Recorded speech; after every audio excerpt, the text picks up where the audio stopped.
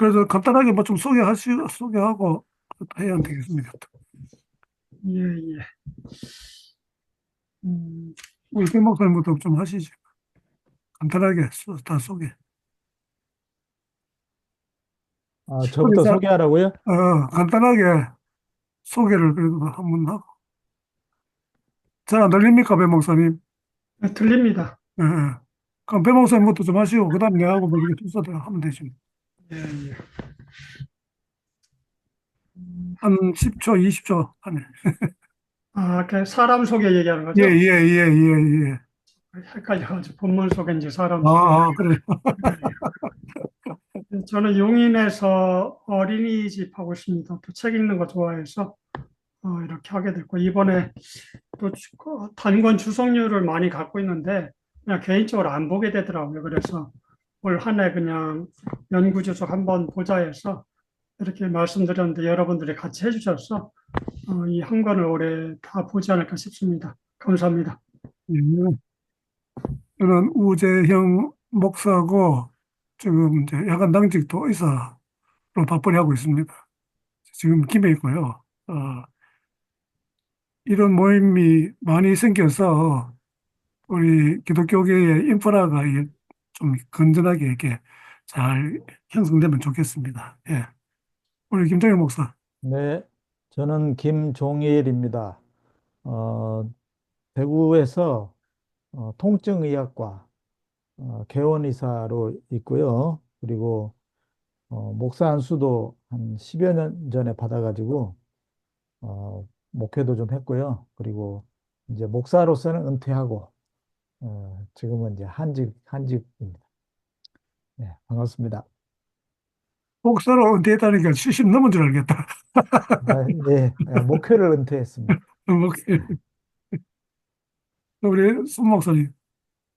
예, 손수모라고 합니다. 저는 이제 현직은 선교사이고요.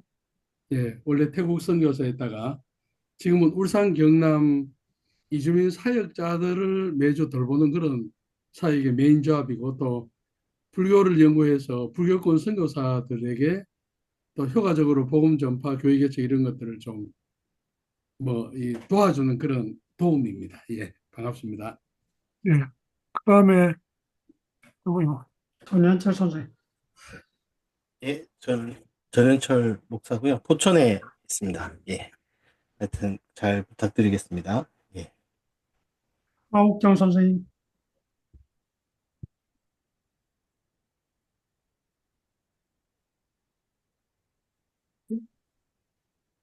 예, 예, 말씀해 주시죠. 제가 예, 예. 저기 남편하고 같이 아침마다 성경을 같이 읽고 예배할 때 이 본문을 따라서 읽어 나가고 있습니다. 근데 어, 이런 모임이 있다고 그래서 그러면 성경을 어떻게 해석하시는지 좀 듣고 싶어서 저도 들어가자고 그랬습니다. 예, 반갑습니다. 감사합니다. 장원열 선생님. 네, 반갑습니다. 저는 울산에서 한의원 경영하고 있고요. 이름은 장헌열입니다. 이렇게 저기 어려운 책이지만 또 목사님들 계셔서 함께 이렇게 배우고 싶어서 들어왔는데 많은 지도 편들 바랍니다. 이상입니다. 네, 감사합니다. 여기 우리 호칭을 다 선생님으로 통일하겠습니다. 왜냐니까 뭐 목사도 있고 장로도 있고 뭐 선교사도 있고 이래가지고 원장이라 부를 수도 있는데 그래서 선생님으로 하는 게 제일 좋을 것 같아요. 그래서 다른 모임에서도 뭐 그렇게 하고 있으니까 앞으로 이제 성이 다 다르네, 그죠? 그래서 그냥 배 선생님 하면은 우리 배성수 목사님인 줄 알고 그래 하시면 되겠습니다. 그러면 우리 배 선생님이 좀 인도해 하셔가지고 좀 진행을 하시면 좋겠습니다. 예, 예. 이걸 원래 제안하신 분이 우리 배 선생님이 하셨기 때문에 먼저 우리 전현철 선생님 혹시 하실 말씀 있으면은 없습니다. 그럼 제가 약간 본 내용 중에서 소개하고서 그 다음에 이렇게 돌아가면서 나눔하는 그런 형식으로 가도록 하겠습니다. 본문을 가지고 이렇게 보겠습니다. 91쪽에 보면 이런 말이 있어요. 이 주석은 본문의 맨 처음 의미를 찾는데 최우선 순위를 두려고 노력할 것이다. 그런 말씀이 있는데 우리가 성경을 볼 때 이제 요즘 뭐 큐티 많이 한다고 하는데 큐티를 하면은 그 당대 하나님이 그 시대 그 땅 가운데 주셨던 말씀을 그 말씀을 생각지 않고 곧바로 현실로 끌어와서 풀려고 하는데 약간 문제가 생기지 않는가 그런 생각을 합니다. 첫 번째 부분이고 또 93쪽에 보면은 주제 바로 아래 이런 문장이 있습니다. 따라서 창세기는 이스라엘 기원에 관한 신학적 역사로 묘사할 수도 있을 것이다. 이런 문장이 있습니다. 그래, 이 창세기를 볼 때, 오늘날의 과학을 바로 들이대서, 창세기를 뭐, 과학으로 이렇게 풀려고 해서, 많은 문제가 생기죠. 창조과학도 그거 중에 하나라고 볼 수 있는데, 여기 본문에서는 그렇게 얘기합니다. 93페이지, 주제 바로 아래. 창세기는 이스라엘의 기원에 관한 신학적 역사다. 그냥 일반적 역사도 아니고 신학적 역사다. 그렇게 서술을 하고 있습니다. 이 신학적 역사라고 했을 때 정확히 뭘 이야기하는지는 잘 모르겠지만은 역사지만은 신학적 의미를 가미한 그런 역사지 우리가 일반적으로 생각하는 그런 역사는 아니다. 그런 의미로 생각을 해보게 됩니다. 또 99쪽에 마지막 그 문단의 중간쯤에 보면 그런 말이 있습니다.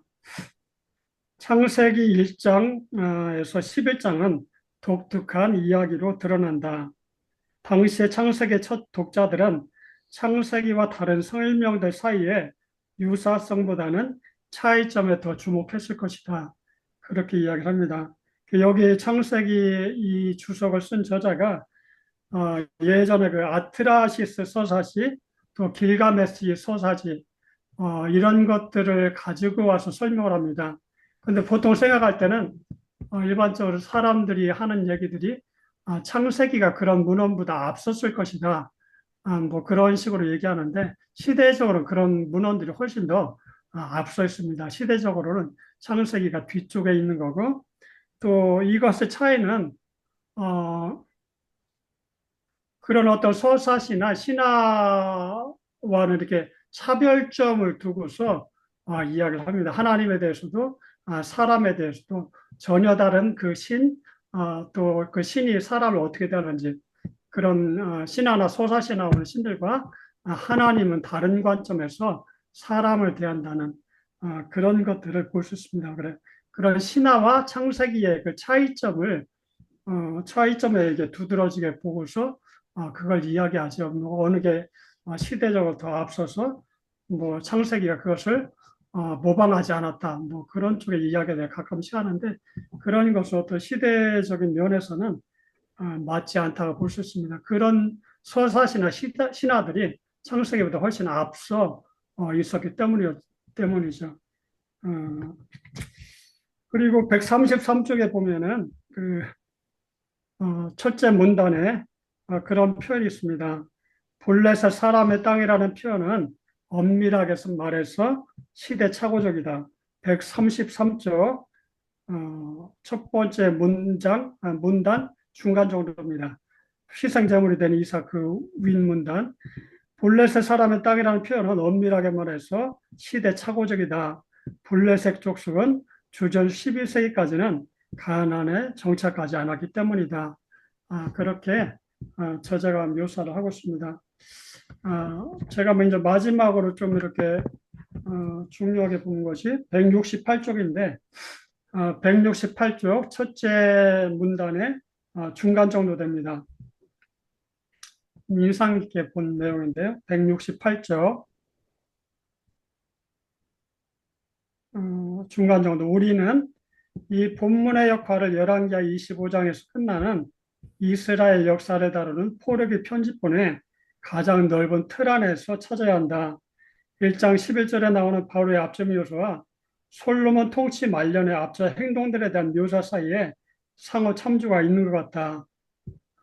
열왕기상의 솔로몬 내레티브에는 여기 11절에 사용된 상대적으로 드문 용어, 노동, 강제노동, 강제노역, 이런 세 개가 나온다. 왕상에도 이와 비슷한 상호작용에 대해서는 나중에 출애굽기 32장, 왕상 12장 사이에서 살필 것이다. 솔로몬은 신명기 17장 15절에서 17절에 왕정법을 위반함으로써 그 가로 열고서 어떤 의미에서는 자기 백성을 강제로 애굽으로 들어가게 한 셈이다. 솔로몬의 통치 마지막 시기는 바로의 압제가 재현될 징후를 보인다. 그래, 이런 문장을 보면서 그런 생각을 했습니다. 우리가 보통 이제 일반적으로 얘기할 때 솔로몬을 지혜의 임금으로 이야기하고 자녀들이 이렇게 솔로몬을 본받기를 원하는데 여기 본문에서 저자는 솔로몬이 그 이스라엘 백성들의 애굽의 압제로 다시 들어가게 만드는 역할을 하는 것과 같은 그러한 통치를 했다고 이야기를 하고 있습니다. 그러니까 일반적으로 말하는 이해하는 그런 솔로몬과 다른 이해를 이 저자가 보여주고 있죠. 그러니까 이러한 말씀을 통해서 볼 때도 오늘날에도 아무리 기독교 대통령이나 또 기독교 통치자가 있어서 통치를 한다고 할 때도 이 애국과 같은 그런 통치를 할 수도 있다는 것을 솔로몬을 통해서 한번 생각을 해볼 수 있습니다. 저 개인적으로 이렇게 창세기 이렇게 쭉 보면서 이렇게 좀 인상적인 문장들이 제가 몇 군데 살펴봤던 그런 내용들입니다. 저는 이 정도 말씀드리고 이렇게 돌아가면서 한번 말씀해 보시면 우리 김정일 선생님 한번 말씀해 주시죠. 읽으시면서 혹시. 예. 뭐 일목요연하게 저 정리는 하지 않았고요. 전반적으로 보면서 느낀 바는 현대 성서 신학의 그러한 그 연구 결과들을 많이 채택을 했구나 하는 것을 많이 느꼈습니다. 우리가 보통 그 대하는 그 일반적인 그 주석서들은 이런 내용에 대해서 별로 심도 있게 취급하지 않는 것 같아요.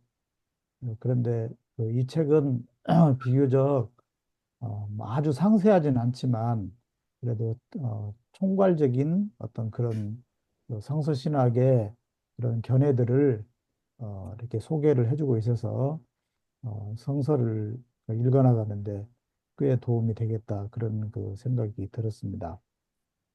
어, 특히 JEDP 이런 사문서설이죠. 예, 문서 가설에 입각한 그런 그 성경 본문의 어떤 어, 분류라고 할까요? 예, 그런 것을 이렇게 좀 활용하고 있는 것 같고요.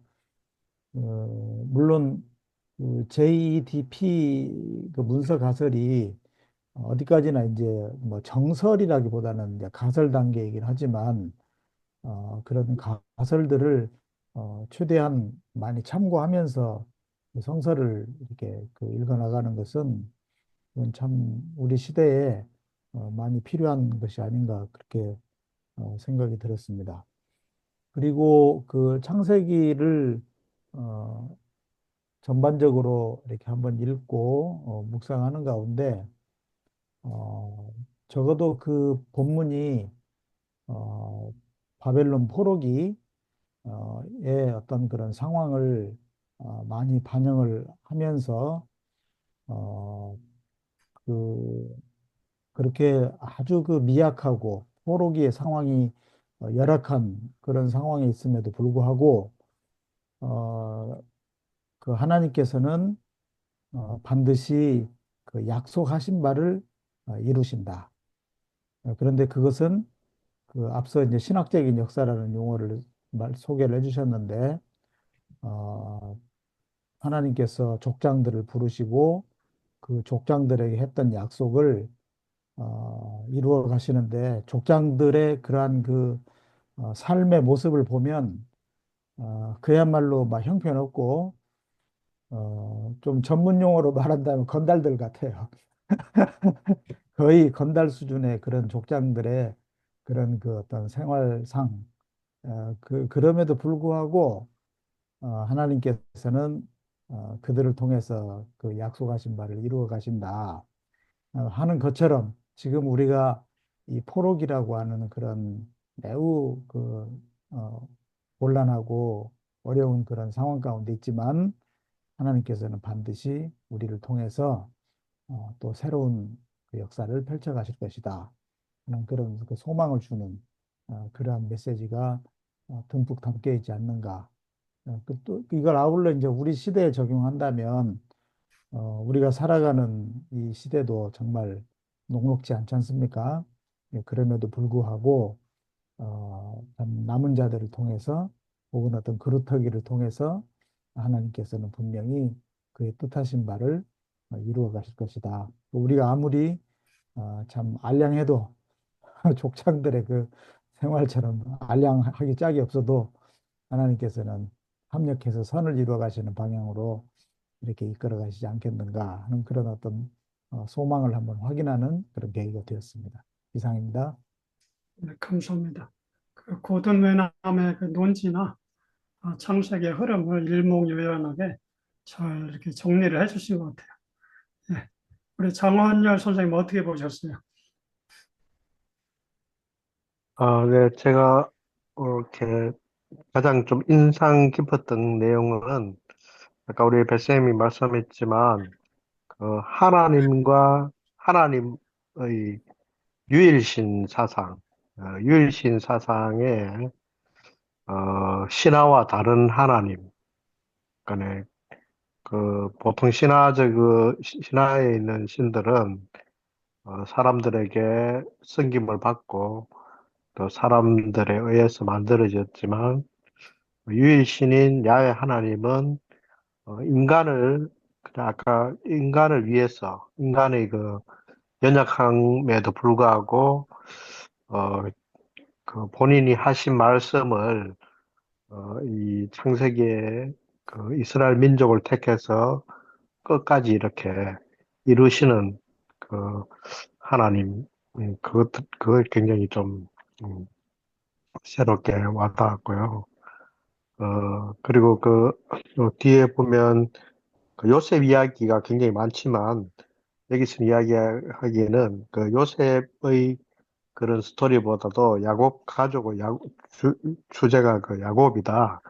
야곱으로 인해서 그 이루어지는 그런 창세기의 12지파를 이루는 가정 중에 이제 요셉도 속해 있다 하는 그런 관점도 좀 새롭게 와닿았고, 어, 이 창세기의 구성이 굉장히 음, 사이사이에, 그러니까 하나님이 택한 백성과 또 하나님 택하지 않는 백성을 사이사이에 이렇게 넣으면서도 굉장히 짜임새 있게 이렇게 창세기를 구성하고 또 크게 보면 하나님 택하지 않는 족속들 뭐 이스마엘이라든지 그런 족속이지만 하나님 버리지 않고 그들도 이렇게 끝까지 하나님께서 보호하시는 것 이런 부분에서 다시 하나님 그 긍휼과 자비 이런 것들을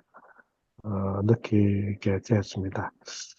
그리고 뭐 또 저기 그 어, 아벨의 제사를 받고 가인의 제사를 받지 않는다는 그 부분, 뭐 여러 가지 이야기가 있었는데 여기서는 그 어떤 정성의 문제, 하나님 앞에 아벨은 자기의 소산을 아주 정성스럽게 드렸고 가인은 있는 것 중에 그냥 대충 드렸다는 그런 설명들을 들을 때 그것들 여러 가지 추측성 그렇게 했는데 여기서는 명확하게 이제 그런 정성의 문제, 마음의 문제 이렇게 하는 부분도 좀 와닿고 그랬습니다. 그래서 전체적으로 창세기를 다시 한번 보면서 하나님의 그 긍휼과 사랑을 다시 한번 느끼고 그게 이제 이스라엘 민족을 통해서 하나님께서 역사했지만 결국 우리에게까지 그 인류를 향한 하나님의 구속사 그런 것들이 지금도 이렇게 이루어지는 부분들에 대해서 다시 한번 느끼게 되었습니다. 네, 이상입니다. 예, 감사합니다. 앞에 이렇게 소화를 하시고 이해를 하셔가지고 이렇게 풀어주시니까 좋은 것 같아요. 얘기를 들으면서 그 뭐 박영선 목사님의 뭐 하나님의 열심 뭐 그런 어떤 단어들도 생각나고 그렇습니다. 예, 우리 우재영 목사 어떻게 보셨어요? 우재영 선생님. 음, 이 주석서 자체에 대해서 일단 조금 이야기할 필요가 있을 것 같아요. 이 이제 제목이 IBP 성경 연구 주석으로 이제 되어 있고, 그다음에 그 전에 신약이 먼저 번역이 됐는데 거기에는 IBP 성경 비평 주석 이래 돼 있거든요. 신약 이래 돼 있대. 그런데 여기 이제 원서에는 그런 말 아예 없어요. 그냥 Eerdman Commentary on the Bible 해가지고 이제 나왔는데 이게 2003년도에 나왔거든요. 그러니까 20년이 넘었단 말이죠. 음. 우리가 볼 때는 지금 최근에 업투데이트한 이제 이런 이제 주석 같은데 사실은 20년이 이제 넘은, 그리고 이게 이렇게 책으로 나오려면 훨씬 그 전에 연구된 이런 걸 자료를 다 참고해가지고 이래 네, 썼을 건데, 그럼에도 불구하고 아까 우리 김 선생님이 이야기했듯이 상당히 이제 그런 좀 비평적인 이런 그런 이런 내용도 많이 있고, 그래서 아마 처음에 그 신약을 번역할 때 이름을 성경 비평 주석이라 이렇게 이제 붙였던 것 같아요. 그런데 여기에 이제 구약에서는 똑같이 하려면 매일 비평 주석이라 해야 되는데 연구 주석이라 이렇게 한 이유가 뭘까? 제가 생각할 때는 비평이라는 말 딱 들으면 사람들이 이게 좀 이 보수적인 신학에서 좀 벗어난 이런 신학이 아닌가. 아마 그런 걸 좀 염려해가지고 제목을 그래 붙였던 것 같아요. 전적으로 제 추측입니다. 그런데 제가 이제 이거를 보니까 그냥 우리 보통 이제 단권 주석에서 보통 보는 거하고는 좀 이제 다르게 이 창세기 같은 경우에도 이 전체적인 어떤 흐름 이걸 계속해서 염두에 두고 앞뒤 문맥이라든지 그다음에 이게 어떻게 이제 연관이 있는가 이런 거 갖다 쭉 이게 설명을 하는 걸 보면서 그냥 내가 성경을 보고 이때까지 뭐 창세기 깊이 이제 공부는 안 해봤지만은 알고 있는 것보다도 훨씬 많은 것들을 이야기해주는 그런 그 내용으로 돼 있어가지고 이게 제가 볼 때는 이제 뭐 제가 꼭 신학을 뭐 해서 그렇다기보다도 그래도 신학을 한 입장에서는 이제 이걸 볼 때 그냥 보통 우리 이제 QT 할 때 어떤 그런 수준보다 훨씬 좀 차원이 다른 이제 그런 많은 그 소스를 주고 또 많은 그 신학적인 어떤 개념도 이제 이해할 수 있도록 그렇게 해줘가지고 어, 생각보다 좋은 책이다 이런 생각을 많이 이제 들었어요. 아이고 죄송합니다 또. 예, 책의 그 원서부터 이렇게 살펴주시고 그 우 선생님 말씀하신 것처럼 저도 그런 생각을 좀 했던 것 같아요. 신약이 이제 비평으로 나왔다가 한국적인 정서에는 안 맞는 것 같으니까 연구 쪽으로 바꾸지 않았는가. 아마 또 신약 그 비평 주석이 다 팔리면 아마 연구 주석으로 나오지 않을까 그런 생각을 해봅니다. 예, 그러니까 제가 이제 왜 이제 이런 말씀을 드리냐면 우리가 항상 그 책을 볼 때 나오게 된 배경이라든지 이제 그런 것이 어떤 입장에서 책을 쓰는가 이걸 좀 그 중요하다고 보거든요. 그러니까 이게 저는 뭐 신학자들 개인적인 그런 건 다 잘 모르는데 이제 이게 여러분들이 이제 썼단 말이죠. 지금 이제 창세기는 고든 웬남이 있었는데 아마 그 고든 웬남 그 쓰는 창세기 또 이게 따로 또 번역된 것도 있는 걸로 알고 있는데 거기 지금 이제 창세기를 중심으로 해서 이제 봤을 때 제가 잘 몰랐던 이런 것도 이렇게 중간중간에 이제 이렇게 설명을 하고, 어쨌든 이렇게 서로 이제 전체적인 어떤 흐름을 이렇게 쭉 보면서, 이 기술을 하고 있는 게, 상당히 많이 유익을 이제 얻었고, 그런데 거기 안에 이제 그 설명하는 이런 부분들도 그냥 뭐 단순한 이런 설명이 아니고, 그야말로 신학적인 어떤 의미를 계속해서 이제 찾아가면서 이렇게 설명을 해주고 있기 때문에, 우리가 일반 그 신학을 안 하더라도 이 정도 어떤 그 주석서를 좀 읽고 소화해서 더 이게 좀 깊은 어떤 그런 묵상을 하고 또 신학적인 어떤 그런 이해를 하면 참 좋겠다.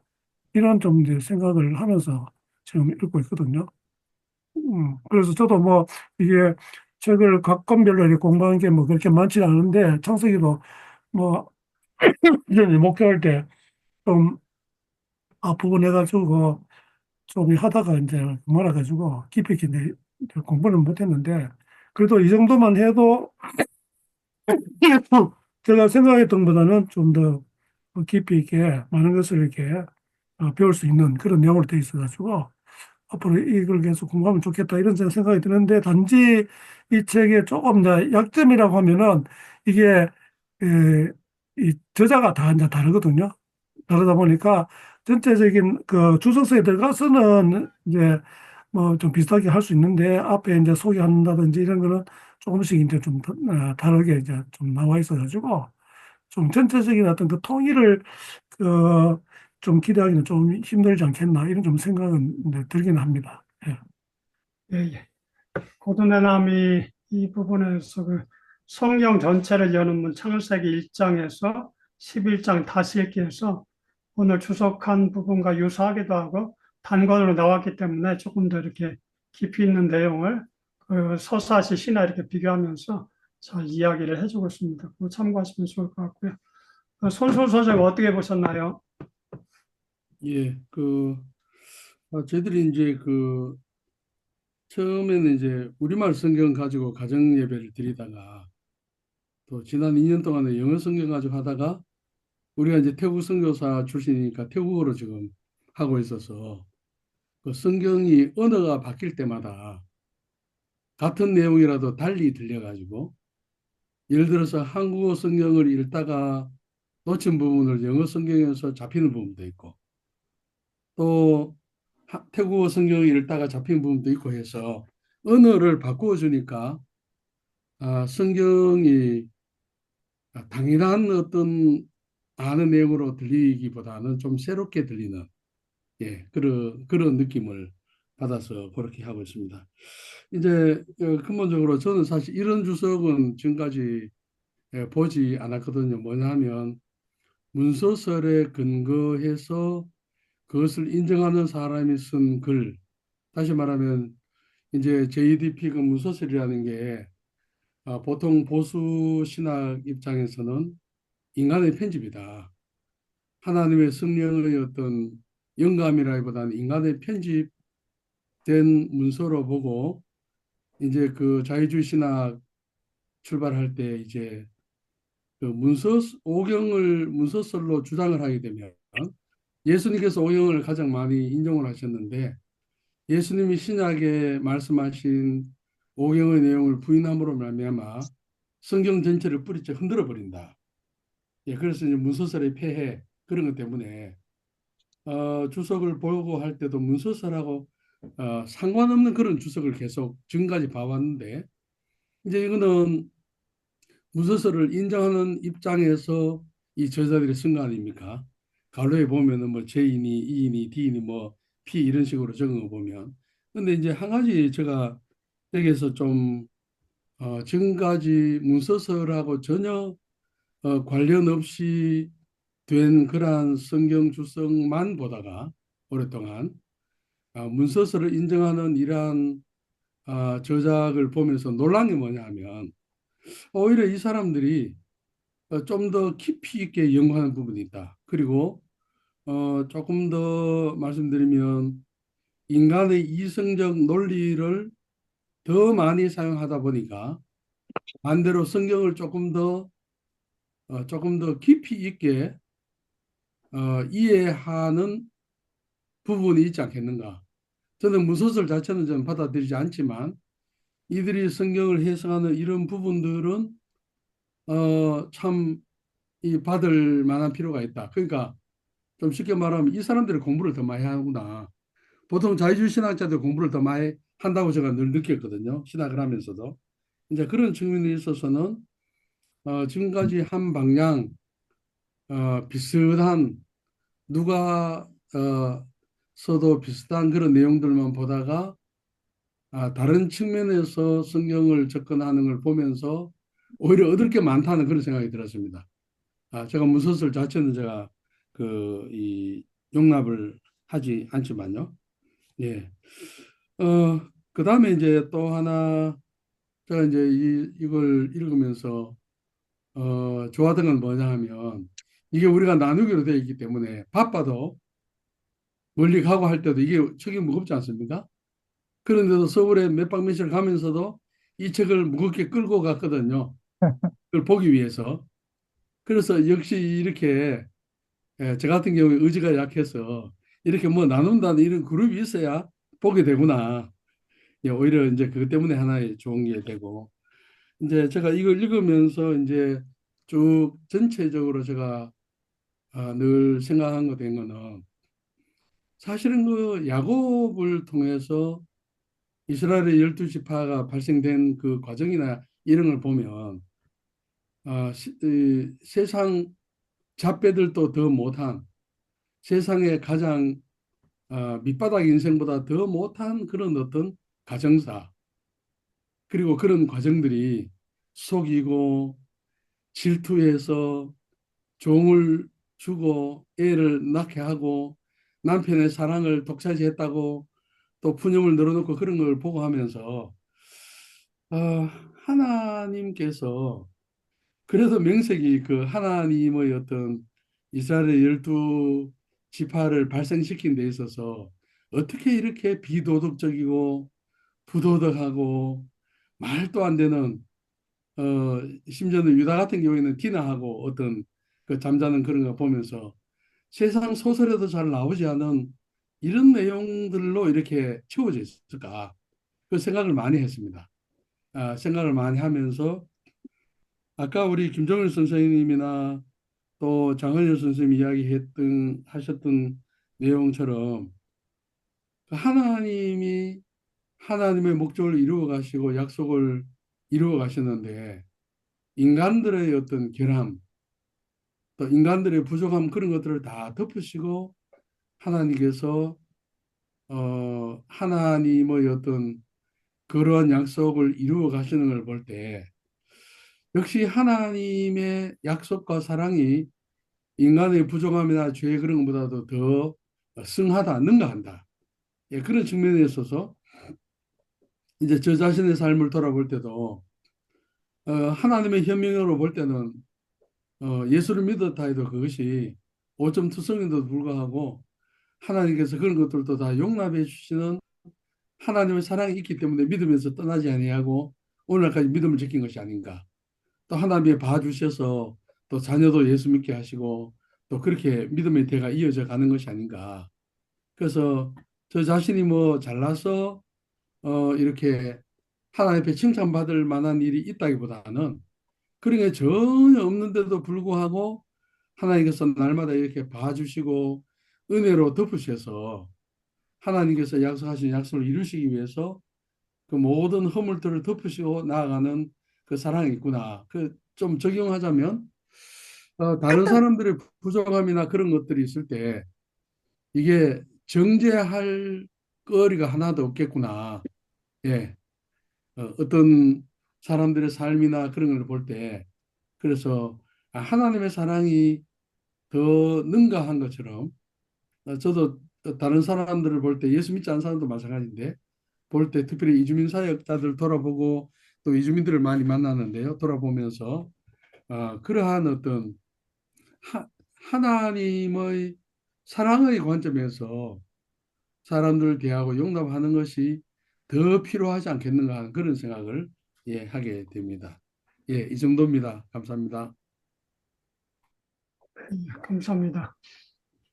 어떤 문서설 인정하지 않음에도 불구하고 그 학자들의 어떤 뭐 열심 또 연구하는 그런 부분들 공부할 내용이 많죠. 그냥 보수 신앙만 한다면 그냥 처음 아는 거 그거 그대로 붙잡고 계속 나가면 되는데 이 학문은 그렇지 않기 때문에 계속 연구되고 또 제가 카톡방에 오늘 올렸지만은 요즘 뭐 최신 오경 연구계로 이런 데 보면은 그 JDP 넘어서서 뭐 그런 어떤 학적인 그런 이야기들 하고 있습니다. 그 내용은 제가 뭐 자세히는 모르지만은 랜드로프에 가서 또 뭐 신문서 가서 그거에 대한 그 홍국평 교수의 그런 글도 이렇게 찾다 보니까 있어서 공유를 드렸는데요. 지금 신학에서는 JDP 넘어서서 또 다른 얘기를 하고 있어요. 우리는 JDP 뭐 맞냐 안 맞냐 이제 그런 얘기 하는데 또 다른 이야기들 하고 있기 때문에 그러니까 아까도 처음에 이제 우 선생님 말씀해 주셨지만은 벌써 뭐 한 20년 갭이 있는 내용입니다. 이 내용이. 그렇기 때문에 그 이외에도 학자들 계속 연구하고 또 새로운 내용들 얘기를 한다는 거죠. 그런 것들을 이렇게 받으면서 우리가 말씀과 이렇게 비교하면서 그 말씀 어떻게 새롭게 알아갈 수 있는가. 그것이 우리의 과제라고 말씀을 드릴 수 있을 것 같습니다. 또 뭐 이런 부분에 대해서 계속해서 이렇게 공부해 왔던 우리 전현철 선생님 한번 말씀 좀 해주시죠. 창석이. 예. 그래서 분위기 좀 이렇게 파악을 좀 해야 될 것 같아서 그냥 들었습니다. 어쨌든 한 20년 정도 전 책이고요. 그죠? 그리고 어, 좀 이렇게 어려운 부분도 아마 좀 있었을 것이다라고 좀 생각이 듭니다. 뭐 예를 들어서 뭐 오트나피시팀 뭐 이런 얘기도 나오고 뭐 이제 아트라시스 이런 아마 이름도 아마 좀 생소하셨을 그런 얘기도 아마 있지 않았을까 이런 생각도 좀 들고요. 그리고 뭐 어, 하여튼 좀 이렇게 좀 약간 불편한 얘기도 아마 있었을 것이고 좀 뭐 이렇게 고대근동 문헌들을 좀 모르기 때문에 그러니까 고대근동에 관련된 자료도 근 한 10년 정도 안에 이제 한국에 들어왔고 그 이후 이전에는 사실은 뭐 이거는 뭐 100년 가까이 계속해서 나왔지만 한국에서만 이제 소개가 안 됐죠. 그러다가 이제 그 최근 한 10년, 20년 사이에 이제 이런 학문적인 얘기들이 이제 한국에서는 번역이 되고 그래도 이 고대근동 문헌은 더 좀 낯선 거라 생각이 들어요. 막 예를 들어 읽으시면서 아다파 이야기라든지 이런 거는 아마 무슨 얘기인지 아마 모르시고 뭐 그냥 그런가 보다 뭐 하고 이렇게 좀 읽으셨을 것 같다라는 생각이 좀 듭니다. 그래서 저자도 이것들을 다 하나하나 얘기할 수는 없을 것 같아요. 왜냐하면 이 책 자체가 그거 다 얘기하면은 뭐 얘기할 수가 없기 때문에 책 페이지 수도 좀 작고요. 그래서 윤성덕 교수님이 이제 우리나라에 이제 고대근동을 하신 한 세 분 정도 계십니다. 뭐 윤성덕 우리 개신교 쪽에는 윤성덕 교수님 계시고 김구원 교수님도 좀 이런 고대근동 쪽을 좀 하셨고 그다음에 캐톨릭 쪽에서는 이제 뭐 하여튼 또 주원준 교수님이라든지 뭐 이런 분들이 또 이렇게 뭐 하신 분들이 있습니다. 그래서 좀 낯선 것들이 많이 들어와서 아마 좀 어렵지 않았을까 뭐 이런 생각도 좀 들고요. 저도 읽으면서 근데 이제 그 번역에 이 강성열 교수님이 서울대 나오셨거든요. 서울대 나오시고 우리 한국에서 가장 번역을 많이 하셨던 분 중에 한 분이기도 한데 저도 강성열 교수님 책 예전에 이제 저희 때만 해도 강성열 교수님 책이 굉장히 신선한 책이었죠. 거의 뭐 그 당시 없었던 책들을 가장 많이 소개하셨던 분이긴 한데 번역에 있어서도 약간은 아쉬운 부분도 있고요.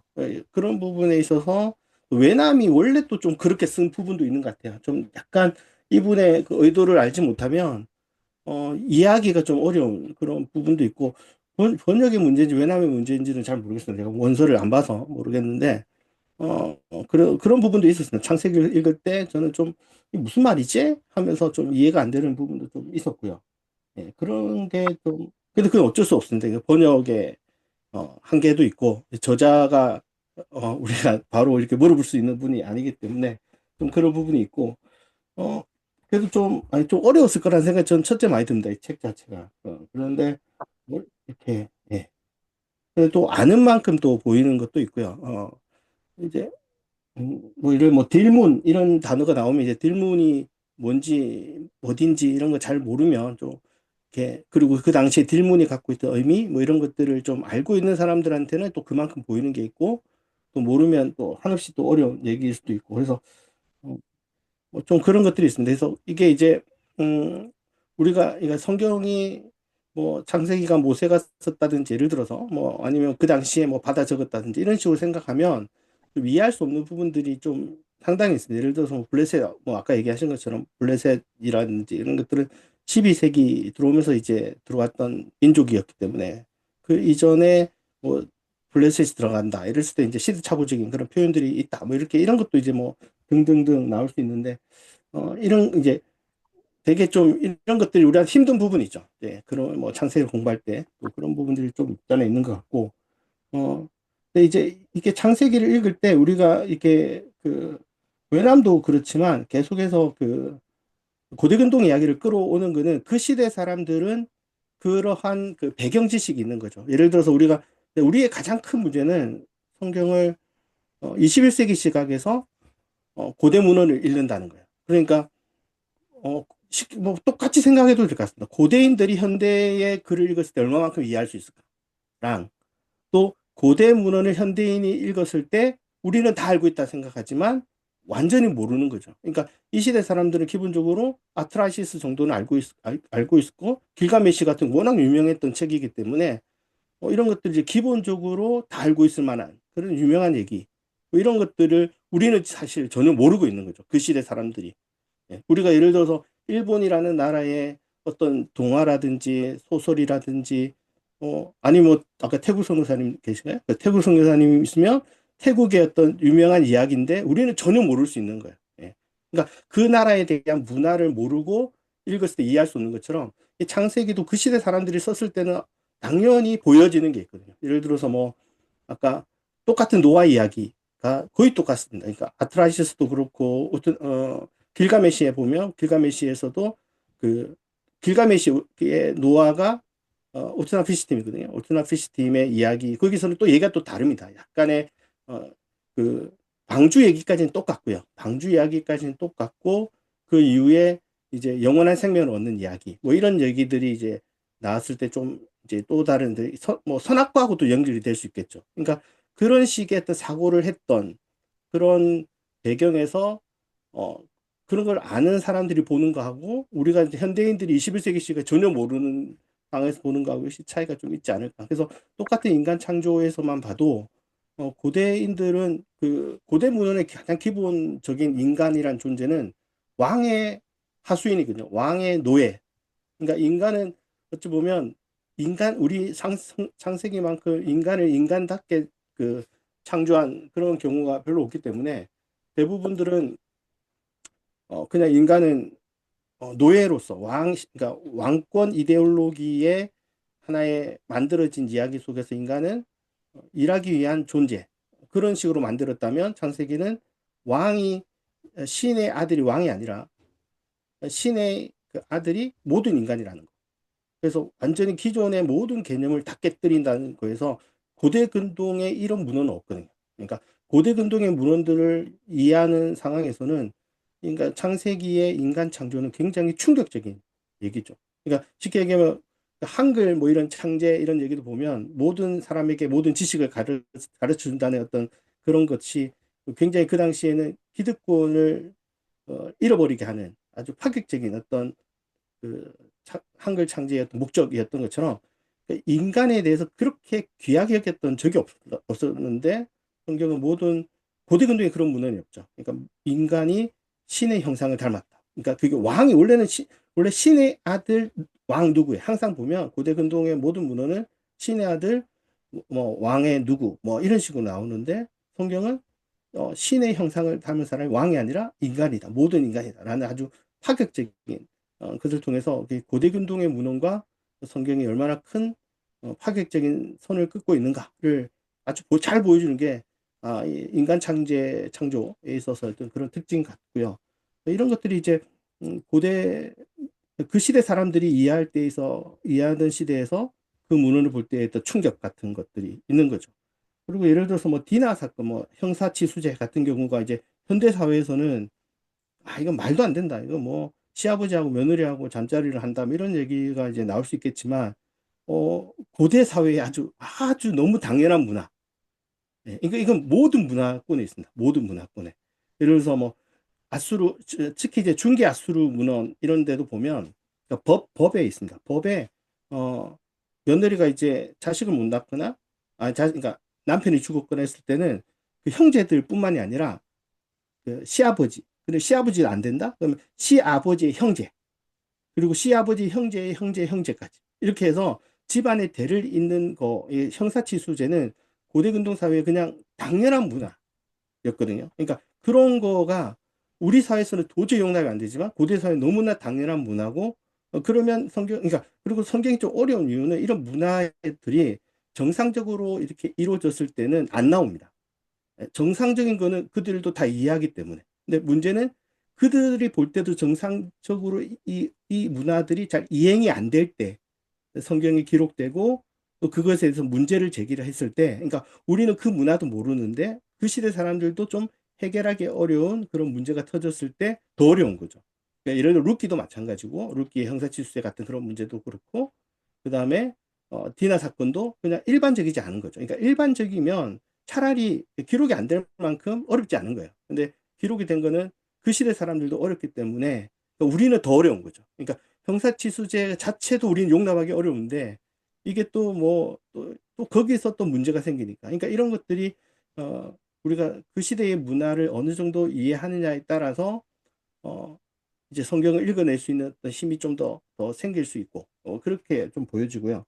그리고 야곱 같은 경우도 이제 한국 교회의 가장 큰 특징은 야곱은 무조건 사기꾼이다라고 이제 생각하는 그런 이제 큰 특징이 있는데 그 제가 이제 그 한 20년 정도 전인가요? 제가 이제 그 이스라엘에서 학위 받아오신 그 교수님인데 그분이 한 7개국을 하셨습니다. 그래서 그분은 뭐 수메르어부터 뭐 아카드어부터 해서 뭐 이게 단어 하나가 딱 나오면 그 위로 올라가는 거예요. 그러니까 히브리어보다 좀 더 그 히브리어에 영향을 줬던 언어로 올라가고 뭐 더 위로 올라가고 그래서 그게 아주 자유자재로 하시는 그런 교수님이었는데 그분이 했던 여러 그러니까 그 당시 이제 그 저희 학교에도 이제 이스라엘 사기 받으신 분들이 없지는 않았지만 그분에게서 가장 큰 특징 이제 아주 충격적인 얘기들이 몇 가지 있었던 것 같아요. 그 중에 하나가 이제 야곱 같은 거죠. 그러니까 우리는 한국 사회는 무조건 야곱은 사기꾼이다라고 했다면 어쨌거나 야곱은 유대인들이 볼 때는 자기 나라의 조상이죠. 그러니까 가장 시조가 되는 사람인데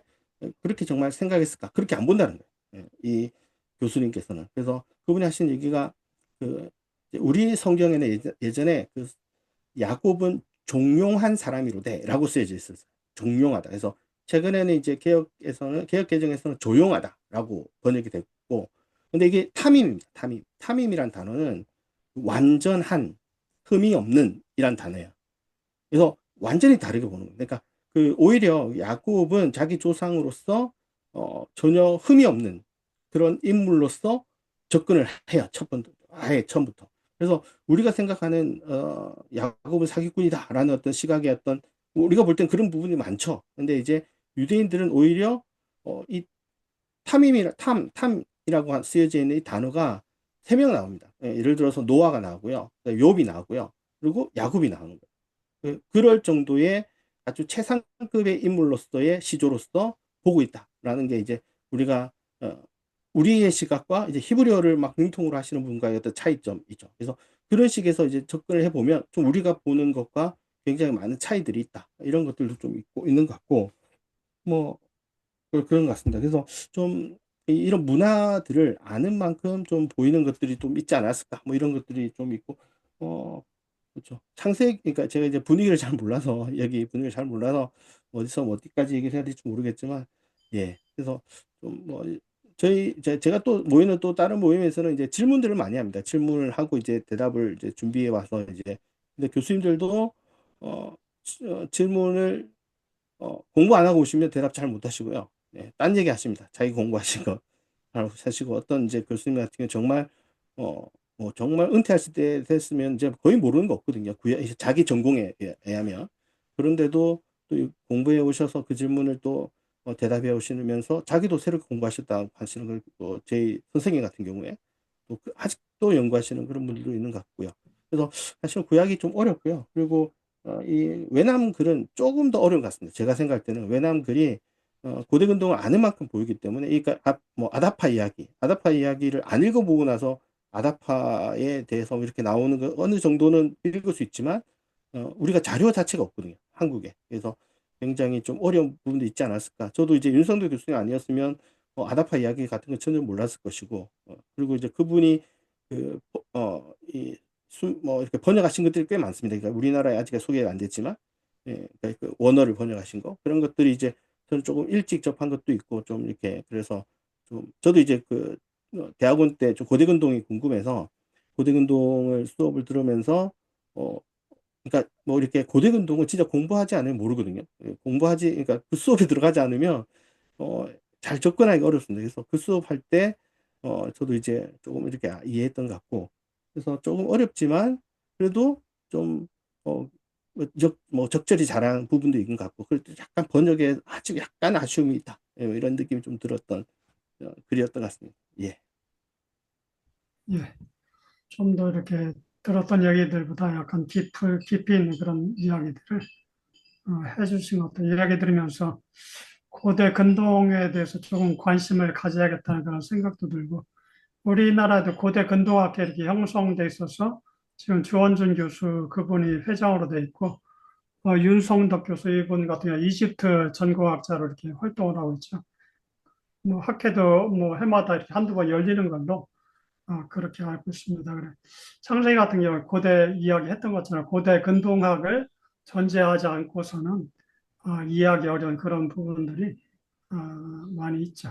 예, 말씀 감사하고 우리 좀 화요. 하나만 더 예, 얘기하면, 예, 하나 더 얘기해 주시죠. 이제 우리 이제 공부할 때 이제 원래 가장 바이블 같은 책 중에 고대근동 바이블 같은 책 중에 하나가 이제 아네트라고 이제 신학생들은 다 아는 얘기가 있습니다. 그래서 그게 이제 우리나라의 번역이 고대근동 뭐 문학 전집, 우리나라에 이제 그렇게 번역되면서 주원주 교수님하고 이제 김구은 교수님들 뭐 여러분들이 이제 번역을 했는데요. 그 중에서 바알 신화라고 있습니다. 바알 신화는 바알 신화를 그 책에서 번역한 사람보다 주원주 교수님은 그 책을 그러니까 영어로 그러니까 원어가 있고 그 원어를 예 맞죠. 예.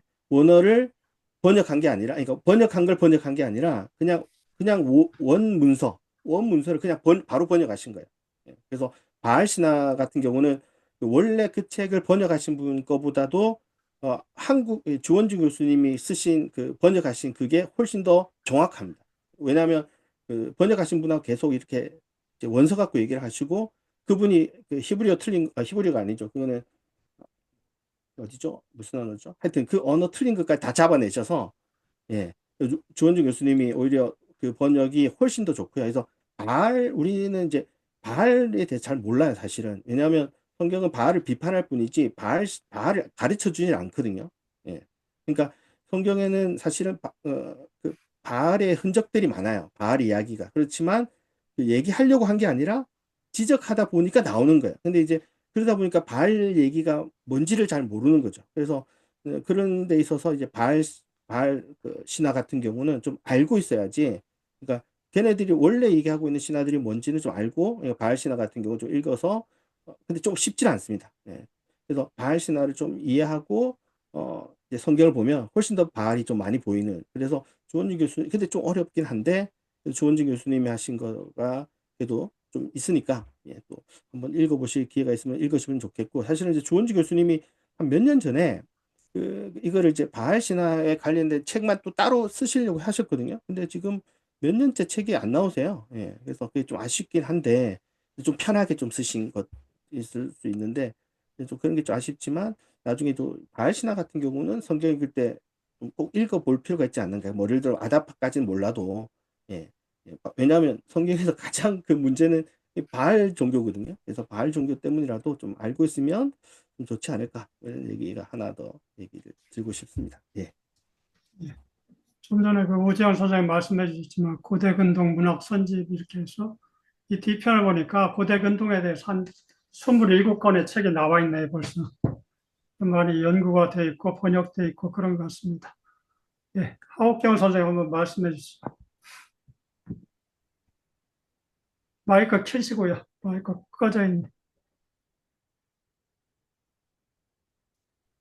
예, 저는 그 주석을 읽지도 않았고요. 그리고 뭐 제가 주석을 읽으면서 연구하는 사람도 아니고 그냥 남편이 그 뭐지 매일 그 성경 읽어 나가는 걸 가지고 그걸 가지고 토론도 하고 얘기도 하고 뭐 나눔도 한다고 그래서 어떻게 하시는가 저도 같은 이제 본문 읽어 나가니까요. 예, 예. 그래서 그냥 들어와 봐서 제가 무슨 이야기를 할 처지는 아닌 것 같습니다. 죄송합니다. 예, 혹시 오늘 이야기 들으시면서 드는 생각이 있으시면 뭐가 있을까요? 드는 생각은요. 남자분들은 연구를 많이 하는구나 생각이 들었습니다. 근데 굉장히 머리를 많이 쓰시네요, 다들. 저희들은 성경을 읽으면 그냥 거기서 받는 은혜를 생각하고, 이렇게 살아야 되겠다. 또 이렇게 느끼면은 그걸 이제 적용을 하고 삶으로 살아내려고 하고, 그렇게 하지, 그게 어디서 맞는가 막 이렇게 연구하지 않지 않습니까? 그러니까 조금 하나님이 달리 지으신 것 같습니다. 예. 생각을 많이 해서 이렇게 된 것 같습니다. 그러니까요. 생각을 아주 그냥 또 남편이 얘기를 하는 걸 보니까 조금 신학 분위기가 다른 게 또 있나 봐요. 문서서는 안 믿는다는 얘기도 하고 뭐 저거 네. 이렇게 얘기하니까 저희는 그런 건 잘 모르고 그냥 성경이 주시는 걸 그대로만 믿습니다. 그러다 보니까 이게 얘기를 듣고 보니까 이렇게 깊이 또 연구하시는 분들이 많고 하나님 딸을 쓰시는 것 같습니다. 예, 저는 우리 선생님과 우리 선생님은 이제 고신에서 공부했잖아요. 저도 고신에서 공부했습니다. 했는데 아마 그 신학적인 어떤 그런 어, 입장이라든 이런 거 많이 좀 차이가 있을 것 같아요. 저도 사실은 뭐 고신에서 이제 신앙을 시작한 건 아니고 통합 쪽에서 좀 시작을 했는데 저도 뭐 신학을 좀 늦게 이제 좀 하고 하다 보니까 옛날에 알고 있던 게 참 엉터리로 알고 있었던 게 너무 많구나. 이런 걸 또 많이 또 생각하게 되고 뭐 예를 들어서 지금 뭐 창조과학에서 이야기하는 이런 것도 저도 보자 한 20년까지는 안 되고 적어도 한 15년은 더 된 것 같아요. 그때 이제 우연히 딱 그런 이 창조과학에서 이야기하는 이게 잘못되었구나 하는 걸 하나님이 깨닫게 해주셨는데 그게 뭐냐면은 제가 TV를 다 보면서 이 TV가 어느 날 갑자기 짱 하고 생겼나 그게 아닌 거예요. 그래가 보니까 뭐 브라운관부터 해가지고 이게 이제 개발돼가지고 뭐 어마어마한 이제 그 기능들 있잖아요. 그래서 사실은 전에 그 KBS 이런 데 보면 동물의 왕국하고 뭐 이렇게 이제 그런 거 많이 방영했잖아요. 그거 보면 이야기 설명하는데 반드시 진화론 이런 이야기가 나와요. 저는 그때 들을 때 완전히 이게 막 힘들었거든요. 저 진화론으로 이야기하는가 이랬는데 나중에 보니까 이거 내가 좀 많이 잘못 알고 있었구나 해가지고 거기서 이제 완전히 뭐 회심을 하는데 그런 기회가 있었는데 그 뭐 저 개인의 어떤 그런 하나의 작은 하나의 에피소드지만 우리가 성경에 대한 이제 이해도 이게 사람마다 너무너무 다른 것 같아요. 목사님들도 보면은 이 스펙트럼이 너무 넓고 이제 일반 성도들도 뭐 그렇고 해가지고 자꾸 이제 문자적으로만 이제 읽으려고 하는 문자주의적인 이런 해석이 아주 성경적이고 믿음 있는 사람의 어떤 그런 해석법 같이 이제 오해를 하고 있는 게 이게 좀 심각하다 하는 생각이 많이 이제 들거든요. 그러니까 이게 저는 뭐 우리 신대원에서 뭐 문서설 뭐 이런 걸 이제 배우진 않았죠. 뭐 그런 게 있다는 걸 이제 다 이제 듣고 이제 알고는 있는데 어쨌든 이게 제가 볼 때는 이게 고대 문서고 너무나 이게 시간적인 갭이 크잖아요. 그래서 뭐 잘 아시지만 존 스토트가 이제 설교 이야기하면서 그 고대와 이제 현대의 다리를 잇는 이제 이런 개념으로 이제 설명했는데 그건 너무나 당연하면서도 중요한 이제 개념이잖아요. 그렇기 때문에 우리가 항상 이걸 읽을 때 그 고대 사람들은 왜 이렇게 썼을까? 이런 생각을 했을까? 이런 좀 이렇게 질문을 계속 던지면서 성경을 읽을 필요가 있겠다. 그래서 제가 이번에 이런 제가 출석서를 보면서 이제 성경을 같이 읽으면서 전에는 이제 그런 것도 생각도 못 했는데 이야기하는 이런 부분도 있고 하기 때문에 그 이제 성경을 자세히 이제 볼 수 있는 그런 노력도 이제 하게 되고 또 다른 자료도 더 찾아보고 뭐 이렇게 이제 하다 보면 원래 그 성경이 우리에게 주고자 하는 메시지가 뭐냐, 좀 쉽게 이야기하면 뭐냐, 가지고 있는 신학이 뭐냐, 이걸 우리가 이제 잘 알아야 되는데, 그래서 우리가, 그, 이제 기독교 신앙과 이제 고대 근동의 어떤 그 신화라든지 그 종교하고 너무나 이게 차이 나는 게 이제 비슷한 게 많은데, 우리 선생님 좋은 이야기 많이 해주셨는데, 비슷한 게 이제 많이 있는데, 가만히 보면은 이제 성경은 또 완전히 이제 다른 입장에서 이렇게 또 해석을 하고 있고, 그걸 이제 팔신화화, 뭐 이렇게 이제 이야기를 하잖아요. 그래가지고 자기 나름대로 이제 신학 그 작업을 해가지고 우리에게 이제 넘겨줬는데, 그럼에도 불구하고 우리는 너무나 많은 이제 그 언어적인, 문화적인, 시대적인 뭐 이런 것들이 너무너무 이제 편차가 크기 때문에 사실 우리가 성경을 뭐 1년에 일독을 해야 된다. 이제 그렇게 하지만 저는 이제 성경을 일독하는 게 중요한 게 아니다. 어? 1년에 뭐 창세기만 읽더라도 좀 더 깊이 있게 우리가 좀 공부하면 좋겠다. 이제 이런 이제 생각을 늘 가지고 있는데, 이번에 마침 이제 뭐 통독도 할겸해가지고 이런 정도의 책이라도 우리가 공부한다고 하는 것 자체가 상당히 좋은 좀 시도라고 생각을 합니다. 그래서 우리 선생님이 또 여러 가지 좋은 이야기를 해주셔서 앞으로 좀 더 많이 기대를 하고 있는데, 우리가 뭐 그런 부분에 대해서 뭐 신대원에서는 뭐 그냥 뭐 그런 거 있다 정도만 이제 이야기를 들었지, 우리 고신에서는 특별히 이제 더 그렇죠. 그러니까 개별적으로 찾아서 공부하고 하는 이런, 그렇게 할 만한 또 시간적인 여러 가지 이제 이유가 없기 때문에 지금까지 이렇게 이뤄왔는데, 이렇게라도 좀 하면서 다른 책도 같이 보고 또 좋은 책도 소개해 주시고 하면은 그런 것을 같이 이렇게 들어가지고 성경을 좀 더 깊이 있게 좀 제대로 좀 알아가면 좋겠다, 이런 좀 생각을 이 첫 시간에 좀 그렇게 해봅니다. 예. 예, 예. 얘기를 들으면서 혹시 이제 뭐 질문거리나 그런 게 있으면은 미리 단톡방에 올려주시면은 또 다른 분들이 생각해서 그에 대한 이렇게 답변도 생각을 해볼 수 있고 그럴 것 같습니다. 혹시 질문 있으시면 이런 모임 전에 단톡방에 이렇게 올려주시면은 서로 도움이 될 것 같습니다. 또 생각하는데 요즘 그런 생각을 가끔씩 하거든요. 우리가 일반적으로 신학을 받는다고 할 때, 백인 남자들이 쓴 그런 신학을 많이 공부를 하거든요.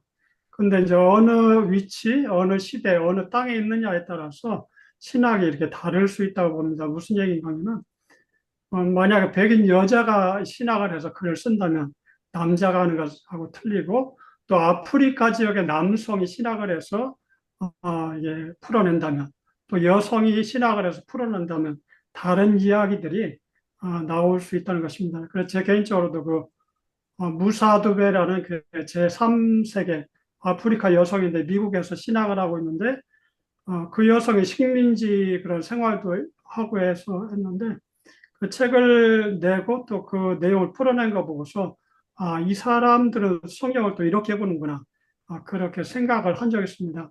우리가 일반적으로 많이 생각하는 것은 백인 남자들이 신학한 내용을 갖다가 많이 우리가 그것이 오로지 하나님의 말씀인 줄 알고 봤는데 그렇지 않은 부분들, 지역이나 위치에 따라서 시간에 따라서 같은 말씀이라도 다르게 풀어낼 수 있다는 것도 식민지를 지배했던 그런 나라들과 또 식민 통치를 받았던 그런 나라의 사람이 이 하나님의 말씀을 풀어내는 그런 측면은 또 다른 내용들이 나올 수 있다는 것, 그런 것들을 한번 생각을 해보게 됩니다.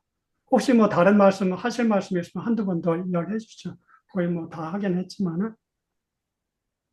서로 우리가 뭐 계속해서 이제 그런 이야기 하다 보면 이제 다양한 이야기가 나오겠습니까?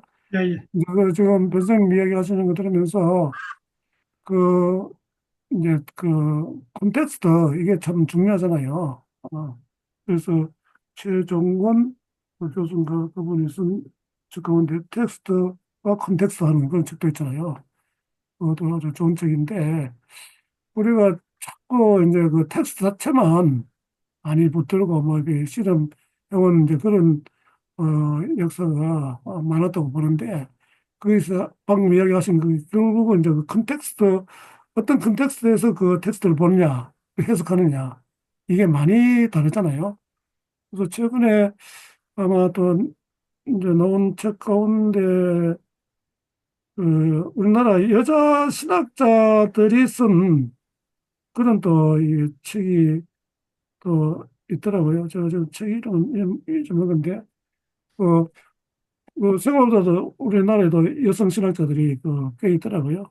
잘 이제 유명한 사람들은 제가 좀 알고 있지만은 모르는 사람들도 이제 그 여성 신학자가 신학을 보고 또 우리 시대를 또 살아가면서 이제 설교를 하는 좀 모아놓은 건데 그런 것도 우리가 읽어보면은 우리가 보는 그 관점하고 또 여성 신학자가 보는 게 많이 이제 차이가 있을 수 있겠다. 이런 좀 생각도 들어요.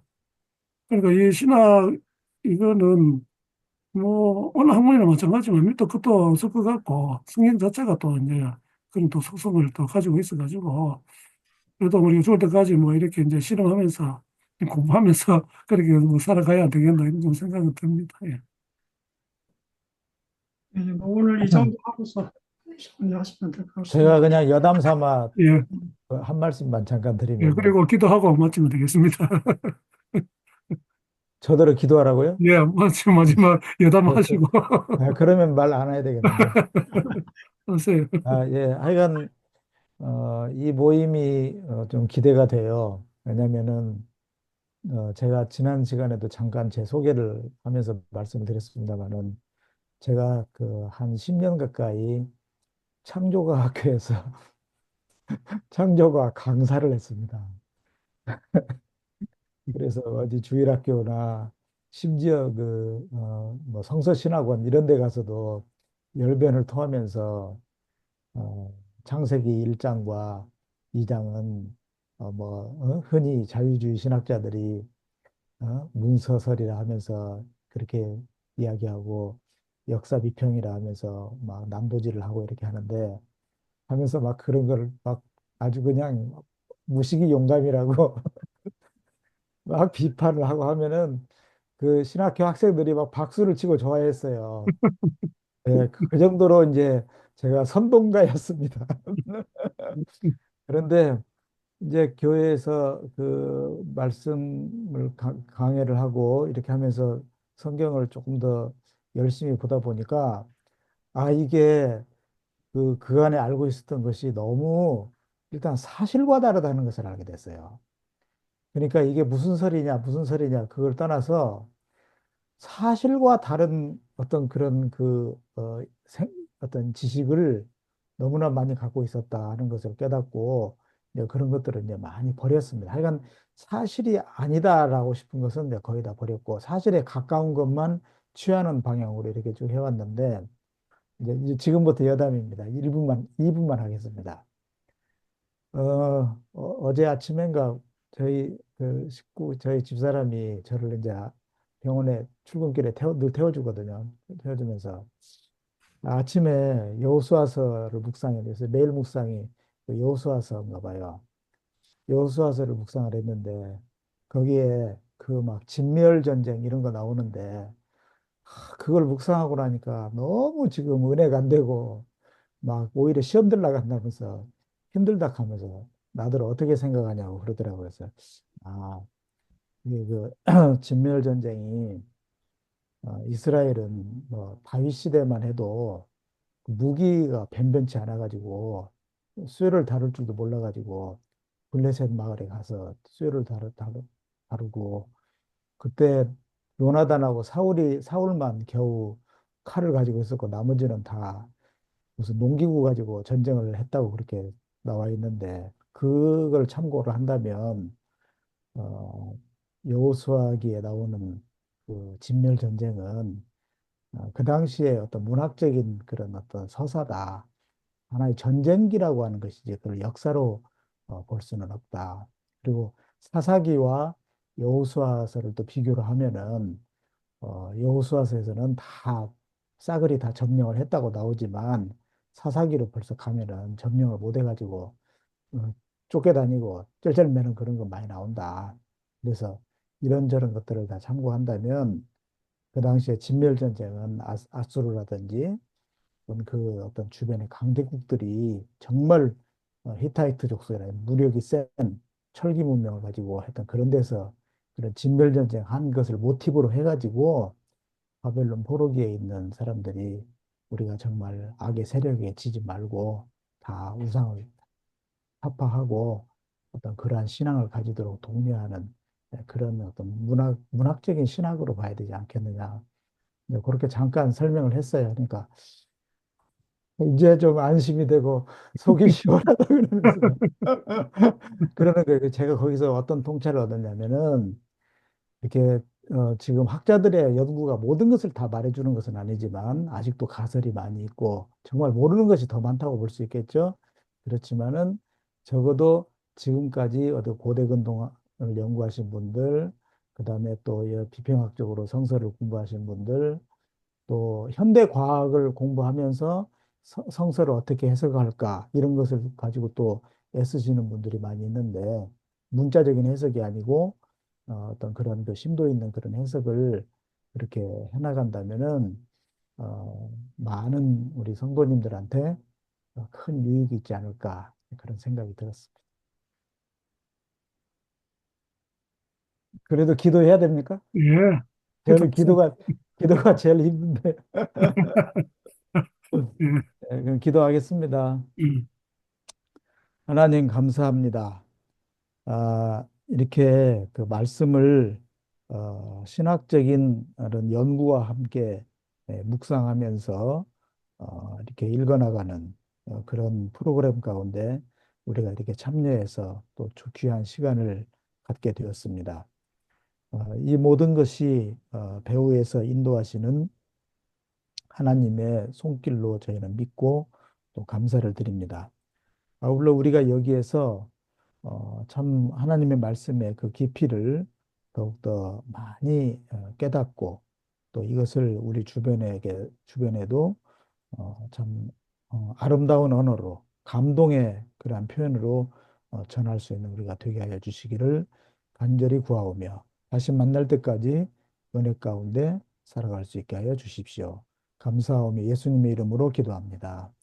아멘. 네, 수고하셨습니다. 우리 고맙습니다. 그러면 우리 다음에 모이는 날짜가 잠깐만요. 첫째 목요일 첫째 금요일이죠. 2월 네, 7일입니다. 2월 7일. 예. 7일하고 20일이라고 예, 예. 공지에 한번 올려놓겠습니다. 예. 네, 수고하셨습니다. 예. 네, 안녕히 고맙습니다. 계십시오.